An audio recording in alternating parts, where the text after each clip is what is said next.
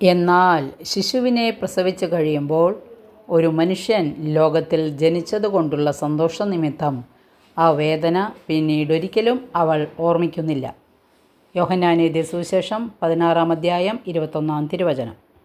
ഒരമ്മയ്ക്കും തൻ്റെ അരുമ കുഞ്ഞിനോട് ദേഷ്യം തോന്നില്ല. പ്രസവ വേദനയൊക്കെ കുഞ്ഞിനെ കാണുന്നതോടെ മറക്കും.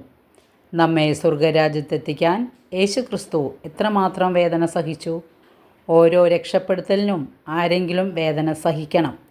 കുഞ്ഞിനെ രക്ഷപ്പെടുത്താൻ അമ്മ സഹിക്കുന്ന ആ വേദന ഒരു പുണ്യമായി വേണം കരുതാൻ. കുഞ്ഞിൻ്റെ മുഖം കാണുന്നതോടെ വേദനയൊക്കെ അമ്മ മറക്കുന്നു. പുറത്തു വരുന്ന ഓരോ കുഞ്ഞും അമ്മയെ തന്നെയാണ് വീണ്ടും ഭക്ഷിക്കുന്നത്.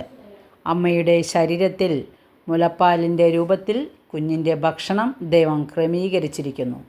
ഒരു ജീവനെ നിലനിർത്താൻ വേണ്ടി ദൈവം എന്തൊക്കെയാണ് ക്രമീകരിച്ചിരിക്കുന്നതെന്ന് നോക്കൂ. ഒക്കെ ദൈവത്തിൻ്റെ ക്രമീകരണങ്ങളാണ്. വചനവായന എല്ലാവർക്കും മനസ്സിലായി കാണുമെന്ന് വിശ്വസിക്കുന്നു. വചനത്തിൽ വിശ്വസിക്കുക. സർവശക്തനായ ദൈവം നമ്മളെ അനുഗ്രഹിക്കട്ടെ. വചനം ഇഷ്ടപ്പെട്ടെങ്കിൽ ലൈക്ക് ചെയ്യണേ. Okay, thank you, by.